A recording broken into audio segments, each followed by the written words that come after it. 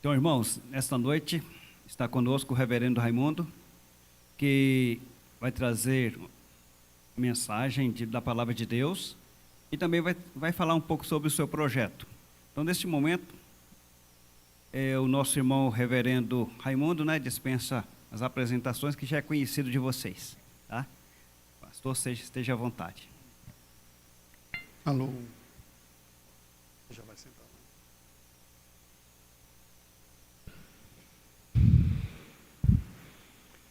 Irmãos, que a graça e a paz do Senhor seja conosco nesta noite. Diz o ditado popular: manda quem pode e obedece quem tem juízo, né?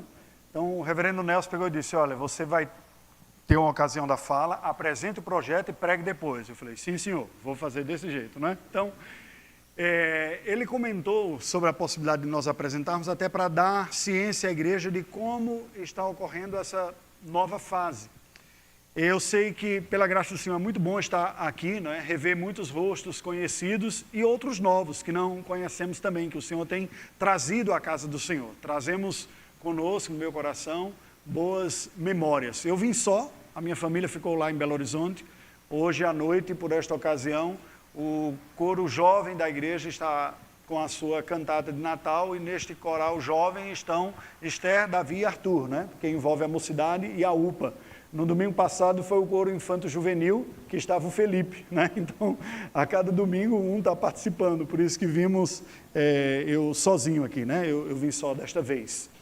Eu me lembro de um texto bíblico que eu gostaria de ler, embora nós vamos ter a ministração depois, que eu acho que ajuda a entender um pouco vocês do que ocorre em termos motivacionais com um coração tipicamente missionário. Romanos 15, versículos 20 e 21, Paulo nos diz o seguinte: esforçando-me deste modo por pregar o Evangelho não onde Cristo já fora anunciado, para não edificar sobre fundamento alheio, antes, como está escrito, hão de vê-lo aqueles que não tiveram notícia dele e compreendê-los que nada tinham ouvido a seu respeito. Normalmente, nós associamos o trabalho de igreja ao trabalho pastoral e o trabalho pioneiro, onde não há a presença da igreja, ao trabalho missionário. Mas se nós pensarmos em termos de motivação, algo que marca o trabalho missionário, ou chamado missionário, é o desejo de ver o reino de Deus se expandindo e a igreja se estabelecendo, onde há uma maior carência desta mensagem e desta necessidade, portanto, da proclamação.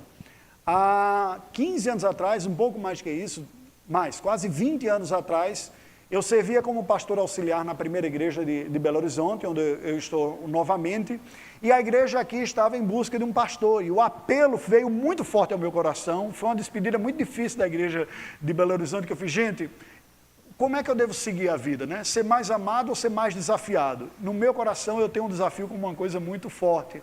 E naquela ocasião a gente deixou o trabalho lá e viemos para aqui, né? Eu vim com 2 filhos pequenininhos, Esther com 1 ano, o Davi com alguns meses. Aqui ganhamos mais o Arthur e o Felipe, e nós servimos junto aqui durante 7 anos. Olhar para o trabalho consolidado e ver os apelos de outras partes do mundo apertou o coração também, né? Eu olhei para a Veridiana e disse: olha, a gente já teve os filhos que queria ter, né? E é isso aqui, que tal a gente servir num lugar onde há uma carência maior e uma necessidade maior? E foi assim que nós nos dirigimos ao trabalho missionário transcultural. Passamos um período lá fora, demos alguma contribuição e voltamos por algumas necessidades pessoais, questões documentais de visto que não saiu, a saúde que estava um pouco debilitada.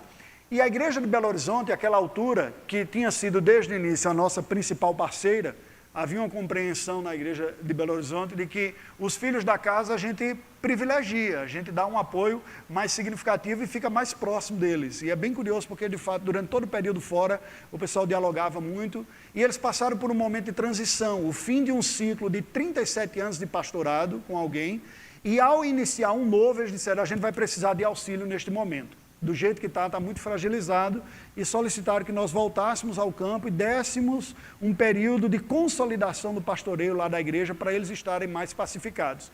Nós entendemos àquela altura que era a ocasião do retorno, para cuidar de nós mesmos um pouco e servir naquela igreja. A igreja foi pacificada, foi organizada essa transição, eles elegeram um pastor que tinha assumido o pastorado logo em seguida, e uma vez que ficou em paz, essa inquietação de novo brota no coração. Ok, aqui eu vou continuar desempenhando o trabalho pastoral que a gente conhece muito bem, não é? Foram mais 5 anos, este ano é o 5º, ou então a gente junta a malinha de novo e vai de novo servir onde possa mais. Então tudo começou, esse retorno, com a nossa representação ao Supremo Concílio em 2018, da Igreja Presbiteriana do Brasil, e um convite nos foi feito de uma delegação do outro lado do mundo, um país que estava se secularizando bastante, a Igreja-mãe ficou bastante liberal, e aí um grupo sai e diz, não, nós vamos resgatar o presbiterianismo fiel, bíblico e verdadeiro, mas nós somos um grupo muito pequeno. E vieram aqui ao Brasil requisitar algumas pessoas. Nessa mediação, nós somos um dos primeiros contactados, fomos entrevistados pela delegação da Nova Zelândia, e eles fizeram o convite, né? Vamos lá para o outro lado nos ajudar. Havia uma denominação estabelecida, uma língua conhecida da família, não é? Já a língua inglesa, e a minha interpretação àquela altura diz, bem, esta é uma realidade boa para nós voltarmos ao campo missionário. Nós não enfrentaremos os contrastes tão agudos como experimentamos com o mundo muçulmano, com uma infraestrutura precária, com frio e com problemas outros de choque cultural. Mas não foi exatamente isso que a providência divina tinha em contas, né? Quando eu anunciei isso ao conselho, todo mundo disse, não, você não vai embora agora não, ainda estamos precisando de você por aqui, baixa a bola, nem toca nesse assunto. E aí nós ficamos esperando durante 2 anos, até que ao final de 2 anos, quando a gente se apresenta à PMT, eles dizem, vocês demoraram, a gente já aprovou todos os nomes para ir para Nova Zelândia, não tem vaga mais. Eu falei, mas como assim? Eu fui um dos primeiros contatados, fui lá, tive entrevista com o pessoal, fui aprovado por eles, ele disse, mas aqui já esgotou. Porém, nós temos alguns desafios. E aí eu gostaria de apresentar para vocês essa trajetória, como é que entrou, então, o Panamá no meio dessa história. Há uma projeção aí, a gente vai seguir pelos dados, né? O Projeto Panamá, o projeto da família Montenegro, apoiado pela primeira igreja de Belo Horizonte, que de novo diz, filho da casa, nós vamos privilegiar. E 40% do projeto é bancado pela primeira igreja. Ela diz, vocês vão ter um suporte bom da nossa parte, conhecemos vocês, a seriedade de vocês, o trabalho de vocês, vocês nos abençoaram nesse tempo aqui, não tenho dúvida de que vão abençoar outras pessoas também, pode contar com o nosso apoio diferenciado sobre os outros missionários que nós apoiamos. Mas ainda falta 60%, né? O que requer que a gente saia divulgando pelo Brasil aí, em busca dos apoios restantes, começando pelos lugares que conhecemos. O Projeto Panamá foi proposto pela APMT para nós, não é? Baseado nas necessidades do campo e na nossa experiência e perfil ministeriais, vocês vão entender um pouco mais à medida que caminhar. Pode passar aí um pouco mais. Aqui está um pouco da nossa trajetória, a Albânia, o primeiro campo transcultural que nós tivemos, servimos por 2 anos lá, foi um período curto, e mesmo sem ter aprendido a língua albanesa, com choque cultural, com problema de infraestrutura, com tudo isso, com inclusive influências no espectro da saúde, depressão em alguma medida envolvido o ambiente familiar, com tudo isso, nós tivemos a graça de colaborar com o estabelecimento eclesiástico daquele trabalho. O trabalho era um ponto de pregação, como um trabalho devocional que havia lá, e pela graça do Senhor, pela nossa experiência pastoral, nós pudemos contribuir para que o trabalho se consolidasse como um trabalho eclesiástico, com culto, com liturgia, escola dominical, depois estudo doutrinário durante a semana. Estudamos o breve catecismo de Westminster dominicalmente na vida da igreja, em albanês, né? A gente fazendo pergunta, a igreja respondendo, foi uma coisa muito bonita de ver. E isso tudo foi o que a APMT levou em consideração também. Um pouco da nossa experiência pastoral aqui e o perfil do nosso trabalho missionário também durante o período da Albânia. Pode passar. Mais adiante foi o período curto de 6 meses que nós estivemos em Portugal, que apesar de ser um país da Europa Ocidental, e o trabalho costumar ser muito difícil nessa parte do mundo, pela graça do Senhor, eu estava num lugar em que eu conhecia a língua.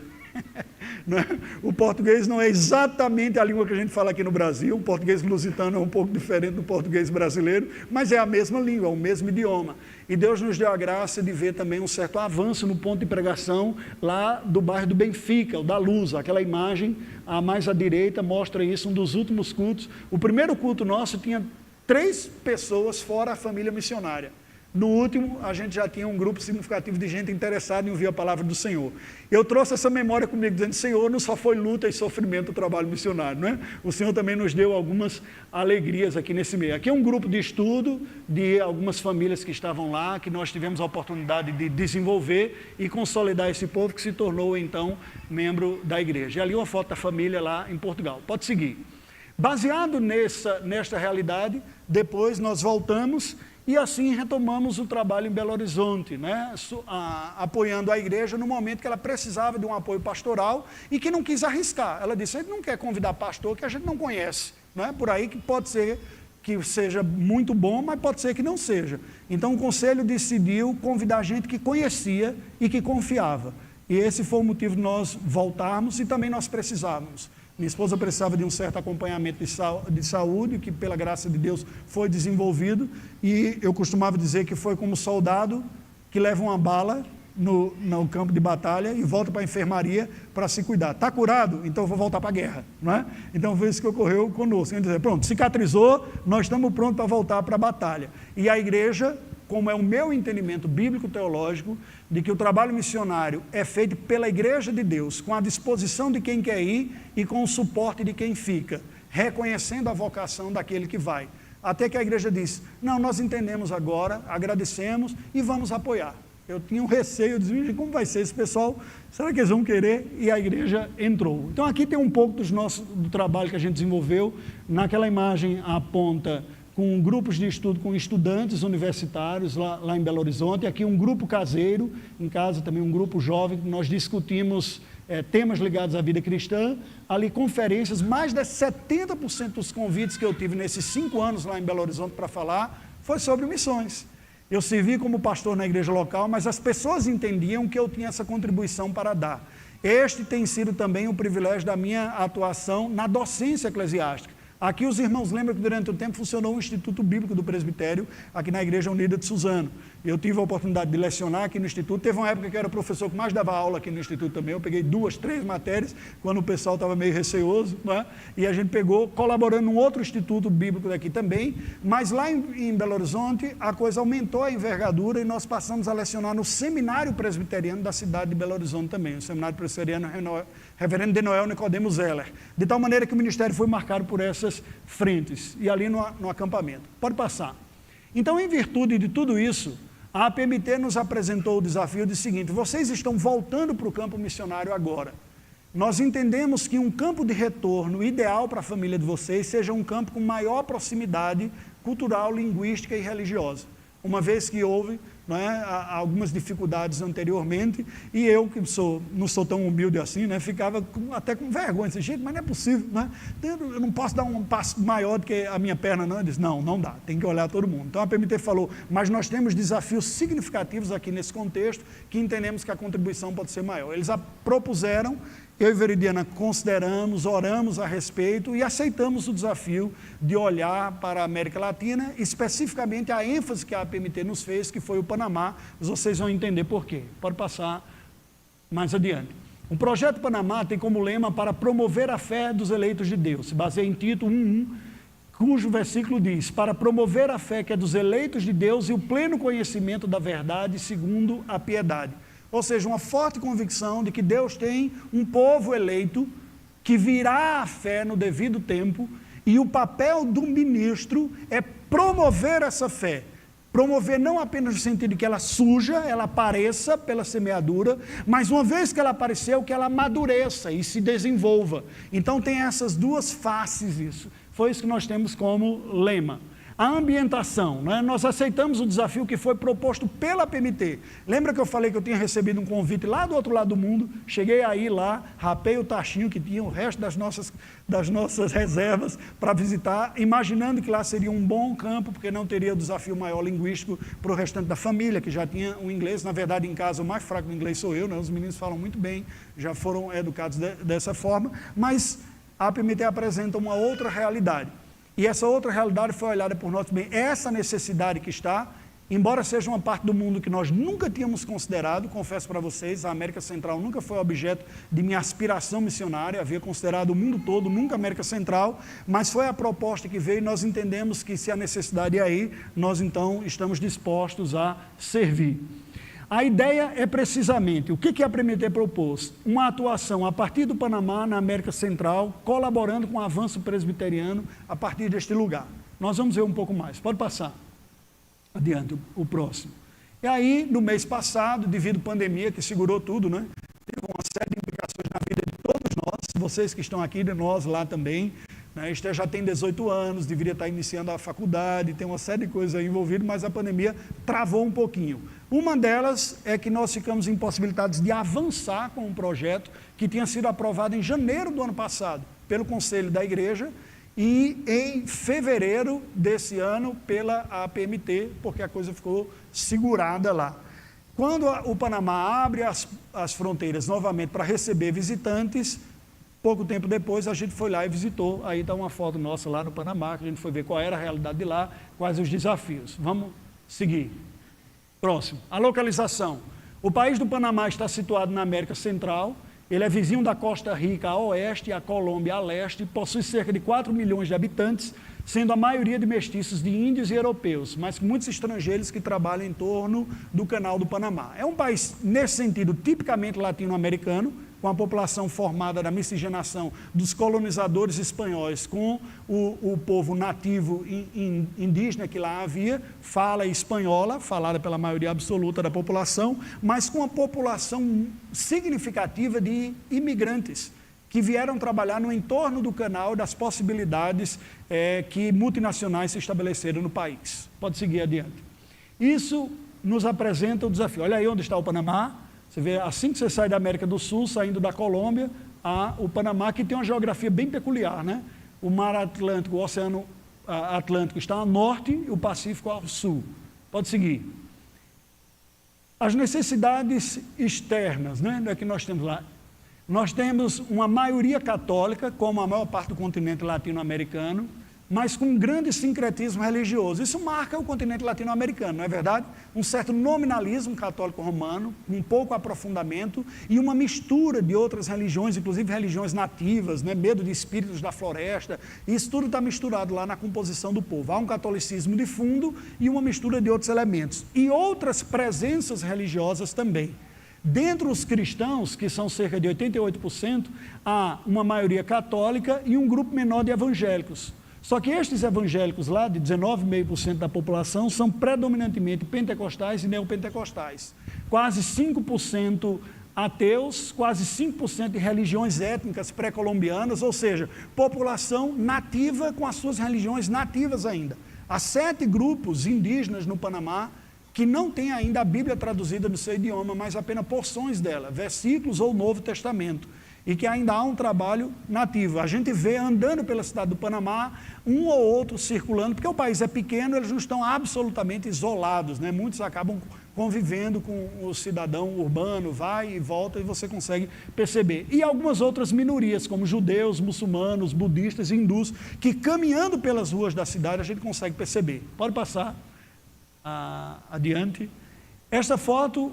Eu tentei demonstrar um pouco esse quadro, na verdade. Aquela imagem daquela figura, aquela máscara ali, é de uma figura do folclore panamenho que tem a ver com a visão espiritualista desses povos que habitam a floresta, que as florestas são habitadas por espíritos e acaba tendo esse certo receio também. É o chamado El Diablo Rojo, não é? Que é o diabo vermelho. Mas foi tão incorporado na cultura, sabe aqueles ônibus típicos latinos que você assiste nos filmes, todo cheio de luzinha, colorido e tudo mais, e que, com música salsa, né? Que você está arriba, lá, lá. Então você vê, esses que tem meio assim passando por lá são chamados de Los Diablos Rojos. Então, se você tiver coragem de entrar num desses, você vai.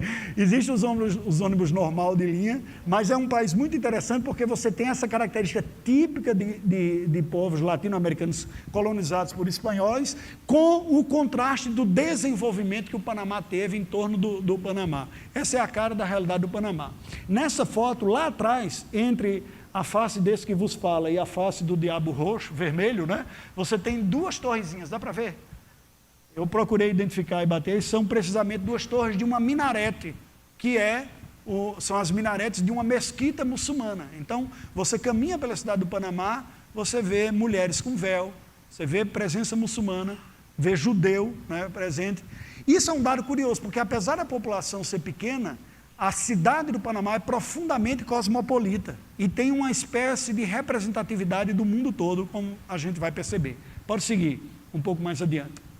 Uma outra necessidade, embora esta maioria dos evangélicos seja pentecostal ou neopentecostal, há uma carência generalizada de ensino bíblico, discipulado e ensino teológico na igreja evangélica do Panamá. Muitos não têm, a maioria não tem a prática do discipulado, do estudo da palavra de Deus. O que há predominantemente são cultos públicos, coletivos, mas não há o hábito do estudo. E não há igreja presbiteriana no país. Imagina, o país todo não tem uma igreja presbiteriana presente. Eu não estou colocando isso no sentido de bairrismo simplesmente, mas um país que conta com a presença esmagadora, ausente de um estudo sistemático profundo da palavra de Deus, de uma boa referência teológica, é algo que preocupa o nosso coração. E se nós pensarmos mais especificamente na fé reformada e mais especificamente na igreja presbiteriana, é absolutamente uma carência que existe no país. Então, o desejo da APMT, que é apresentado, é que nós cooperemos para ver plantada a igreja presbiteriana no país. Hoje o que existe é um ponto de pregação em todo o país. Consegue imaginar isso aqui? Um ponto de pregação no país todo. Os crentes presbiterianos reunidos como presbiterianos no Panamá, não chega a 30 pessoas. Né? No ponto de pregação lá, você não tem 20 pessoas regularmente reunidas. Mas, além disso, o desejo da APMT é que essa denominação estabelecida alcance nacionais, esses estrangeiros que vivem lá também, há muitas pessoas com visto de permanência lá, solidificando uma denominação evangélica reformada e missionária que tenha o Panamá como base para a expansão do trabalho presbiteriano para a região da América Central e Caribe. Em toda a região da América Central e Caribe, nós temos o trabalho no Panamá, com esse ponto de pregação, e um casal na Guatemala, e nada mais. E há apelos, inclusive da vizinha Cuba, socialista, dizendo, nós precisamos de auxílio. Por causa das restrições aqui, nós temos uma deficiência na formação teológica e eles têm solicitado apoio e de vez em quando é que a APMT consegue socorrer porque não tem ninguém na região.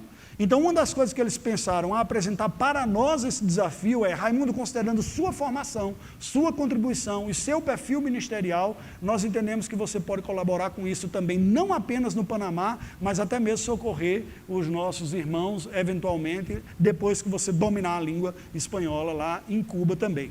Pode seguir, adiante. Aí está destacando um pouco mais o país do Panamá, cidade do Panamá na margem sul do país, né, a entrada do canal, que cruza, é a parte do continente americano mais estreita que há. São cerca de 80 quilômetros só, você sai do Atlântico para o Pacífico. bem curtinho. Pode seguir. Cultura, o que a gente gostaria de destacar aqui? A região metropolitana da cidade do Panamá é uma região marcada pelo multiculturalismo, cerca de 1,5 milhão de habitantes, sendo mais de 90% falantes do espanhol como primeira língua e como idioma. Há muitos estrangeiros falantes do inglês, mais concentrados na capital, mas ainda grupos étnicos minoritários pré-colombianos falantes de idiomas nativos. Quer dizer, você tem um mundo representativo aqui. Gente, não subestime isso. Deus, ao longo da história da Bíblia, como você leu, tem usado os desgarrados para também semear a fé em outros lugares. Em missiologia, nós chamamos isso de missão da diáspora, quando um povo é tirado do seu lugar e levado para um outro. Não só você pode ir como uma testemunha de Cristo nesse outro lugar, como a pessoa sai de um lugar em que era extremamente restrito e fechado à evangelização, e ao ir por um país livre, ele pode ser alcançado pelo Evangelho. Como eu falei para você, existem muçulmanos que vivem nesse país, no Panamá, cujos países de origem, eles não têm oportunidade de conhecer o Evangelho, nem de ir a uma igreja, por exemplo. Já no contexto aberto como lá, sim. Então há um interesse, sim, de que não apenas levemos o Evangelho ao país, mas aproveitemos essas oportunidades como um todo. Pode passar mais adiante. Um pouco mais. Aqui é uma foto que a gente tirou numa ruína de uma igreja católica na região central da cidade do Panamá, a região que é chamada de Casco Viejo, que é onde foi começando a nova história da cidade do Panamá. Porque no início da colonização, lá no século XVI, eles tentaram se estabelecer em um lugar, houve uma revolta, incendiaram a vila que havia lá, hoje são só ruínas, que é patrimônio histórico para ser visitado lá, dá para você ver, chamada Panamá Viejo. Mas aí depois a cidade recomeça uns cerca de 7 a 10 quilômetros mais a oeste, onde é hoje a região do Casco Viejo, que é o centro antigo da cidade do Panamá. Aí está. É uma típica realidade de cidade latina, colônia espanhola. Você vê a arquitetura barroca ou neoclássica lá presente, uma marca de alguns prédios, igreja católica, e aí está. Mas a cidade do Panamá é marcada por esse contraste, o contraste do início da colonização espanhola e o contraste do avanço tecnológico que o Canal do Panamá trouxe com desenvolvimento para aquele país também. Pode seguir mais adiante. Qual é o propósito desse projeto? O propósito é consolidar uma pioneira denominação presbiteriana e reformada no Panamá, com vistas a estabelecer uma base para a PMT que coordene o seu trabalho na região da América Central e Caribe. Preste atenção, é precisamente este o desafio que a PMT nos apresenta.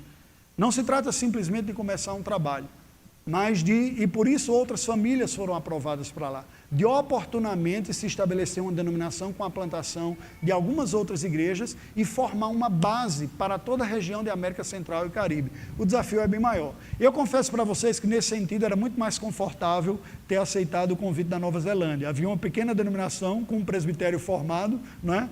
No norte, sul e região central do país, e agora nos está sendo apresentada uma realidade muito mais desafiadora, né, em termos de abrangência. Pode seguir um pouco mais adiante. Esse é o grupo que existe hoje lá, num culto dominical. Nós tiramos uma foto lá. Bem incipiente, não é verdade? Isso me faz lembrar a alegria de ter participado de algumas realidades como essa, como lá em Jundiapeba. Quando pastoreava aqui, eu tive a alegria, o prazer e a determinação de dizer, eu quero participar do nascimento dessa retomada do trabalho lá em Jundiapeba. Visitamos praticamente todos os membros da igreja lá em Jundiapeba, começamos os estudos semanais na casa do seu Orlando e da Olga, o trabalho foi se desenvolvendo, aí depois a gente passou para outra pessoa.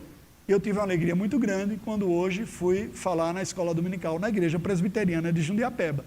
Deus nos deu a alegria desse período que estava aqui também, de ver organizar a 4ª igreja de Suzano, da gente ter participado do culto, lançamento da pedra fundamental, a construção do templo da 5ª igreja lá no Jardim Cacique e deixar tudo preparado. Quer dizer, de alguma maneira, o nosso ministério esteve envolvido. E tudo isso não passou desapercebido pela APMT quando apresenta esse novo desafio também. Pode passar mais adiante. A nossa missão, testemunhar de Cristo por uma boa aculturação da família, integrando vida cristã e ministério pelo desenvolvimento de uma boa comunicação linguística, visando uma eficaz divulgação do Evangelho de Cristo e a formação de discípulos com uma sólida cosmovisão bíblica e reformada. Veja que é um pouco mais abrangente, né, do que simplesmente uma evangelização. Nós estamos já costurando as possibilidades de que maneira a gente pode servir na parte da educação cristã, bíblico-teológica também. Pode seguir um pouco mais adiante, uma foto depois do culto com algumas pessoas que estavam presentes na congregação. Hoje, tem o tamanho do que seria um ponto de pregação nosso, não é? Mas já está se configurando uma cara de congregação. É bem um pouco a cara do Panamá e da cidade do Panamá. Entre essas pessoas que vocês estão vendo e aquelas outras que estavam lá, há venezuelanos, colombianos, panamenhos e brasileiros. Esta é a realidade da cidade do Panamá quando você caminha. Há uma diversidade cultural muito grande, o que traz um desafio, né, também em si. Pode passar um pouco mais adiante. Qual é o objetivo primário?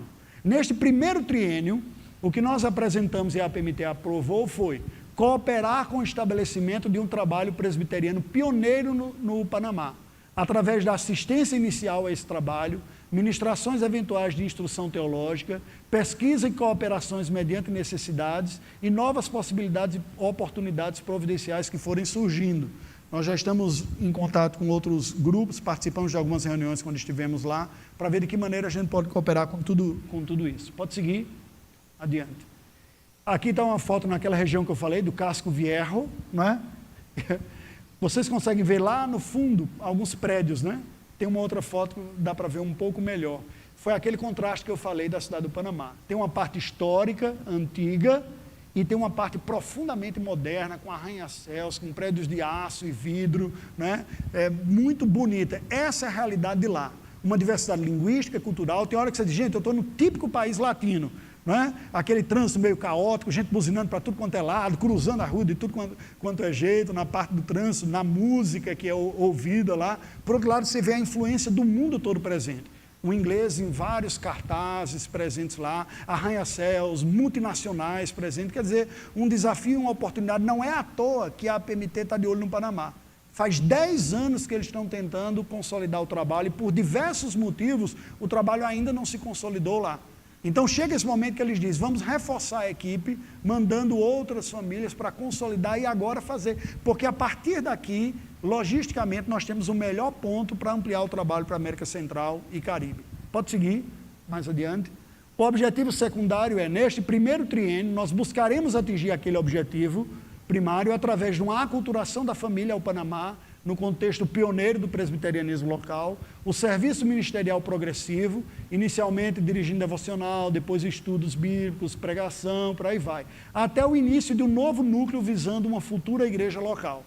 O que nós acertamos com a família que lá já está, é que de início, né, quando nós começarmos a desenvolver mais na língua, ao ponto de não ficar falando um portanhol tão truncado, vai ser precisamente o discipulado de novos crentes e oportunamente o treinamento de liderança. Não é? Então veja, treinar oficiais, diáconos e presbíteros para ver essa igreja estabelecida. Num primeiro momento. No segundo momento, no segundo ciclo, aí vai ser identificar uma base, a gente vai ver isso mais adiante. Pode passar o próximo ponto aí. Aí uma foto lá do prédio onde mora o Luiz Otávio e a Janete, o reverendo Luiz Otávio, que são os missionários mais antigos lá, que estão no 4º ano. Você consegue ver a quantidade de prédios que há por trás, né? Então veja o contraste daquela parte mais barroca, neoclássica, ligada à colonização espanhola, e essa parte moderna, punjante, de arranha-céus, de condomínios, crescendo, que mostra todo esse potencial para esta cidade também, para o trabalho. Pode seguir mais adiante. Né? Os novos alvos cronológicos. Esse ano, basicamente, eu vou terminar o pastoreio na primeira igreja de Belo Horizonte, até 31 de dezembro.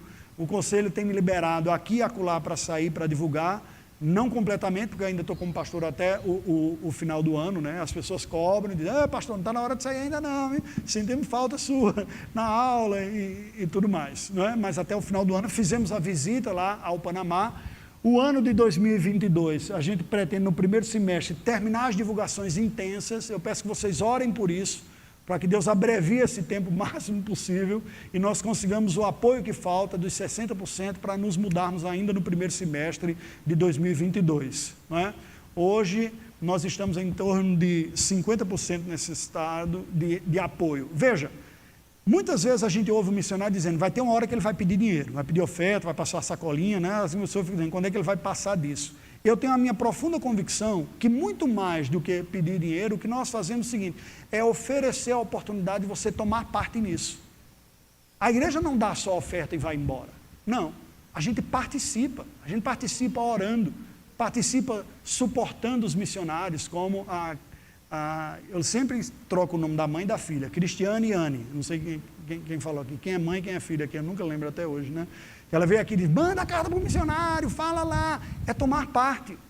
Quando nós estamos no campo, nós percebemos que a igreja não só manda oferta, ela ora por nós, ela está preocupada, ela está presente, a igreja está no campo, percebe? E aí faz com que você, ao ouvir o relato, diz, eu tomei parte nessa história. Hoje tem uma igreja lá estabelecida, contou com as minhas orações e com a minha contribuição também.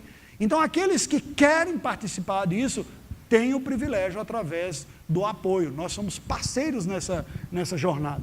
2022 é o ano que a gente pretende mudar para lá. No primeiro semestre, ainda a mudança ao campo.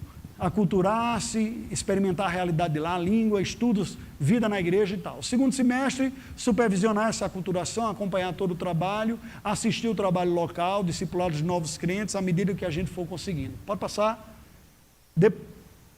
Aqui eu peguei uma foto de uma das aulas, de uma das turmas que eu tive no Seminário Presbiteriano de Belo Horizonte. Este ano eu lecionei 3 disciplinas no seminário, todas ligadas ao desafio missionário, uma turma muito boa, e embaixo 2 cooperações já com a docência em contexto latino-americano. Claro, contando com a ajuda de alguém na tradução e tal, porque ainda não tem uma fluência no espanhol. Ambos no Peru, né? Aqui um Instituto Bíblico e ali uma pós-graduação que a gente teve a oportunidade de cooperar também, né? Pela graça de Deus. Pode seguir, adiante. 2023, no primeiro semestre, um crescente envolvimento e colaboração ministerial usando a língua local, o espanhol. Começar o treinamento de liderança eclesiástica, se Deus assim aprovar, né, e trouxer as pessoas. Segundo semestre, uma colaboração progressiva e pesquisar novos grupos e oportunidades ministeriais. E o terceiro ano, que é o último desse pacote, seria novos estudos bíblicos domésticos, visando identificar os melhores potenciais pontos de pregação. Sabe o que significa? É o seguinte, vamos estudar grupos familiares, dessas famílias, quem abre essa porta da sua casa para a gente estudar. E Deus, então, vai dirigindo os passos até que algumas pessoas digam, olha, eu gostaria de, na minha casa, começar um novo ponto de pregação. Então, nós vamos estudar essas possibilidades para, ao final dos 3 anos, voltar para a PMT e dizer, colaboramos com isso, com isso e com isso, e identificamos um potencial novo campo para o próximo período, no bairro tal, a partir de tal e tal, tal família. É isso que nós estamos colocando diante de Deus para fazermos neste período aí. Pode passar mais adiante. Aí está uma imagem, né, pintada assim, o país onde os oceanos Pacífico e Atlântico se beijam, né, pelo canal, é exatamente o Panamá. A área de abrangência no Panamá, a partir da residência na capital, atuando na cidade do Panamá, onde buscaremos consolidar uma base da APMT para toda a região da América Central e Caribe, que foi a proposta da APMT para nós e aquilo que nós estamos apresentando. Pode seguir? E aí chegamos à conclusão disso, né? Pedimos a você que se coloque diante de Deus em oração, considerando a possibilidade de se tornar um associado na realização do Projeto Panamá, pelo que nos colocamos à disposição para eventuais contatos. A tarefa missionária é da igreja, nós somos parceiros, né? Muitos aqui têm meu contato de WhatsApp, muitos têm de e-mail, nós retomamos a comunicação por e-mail.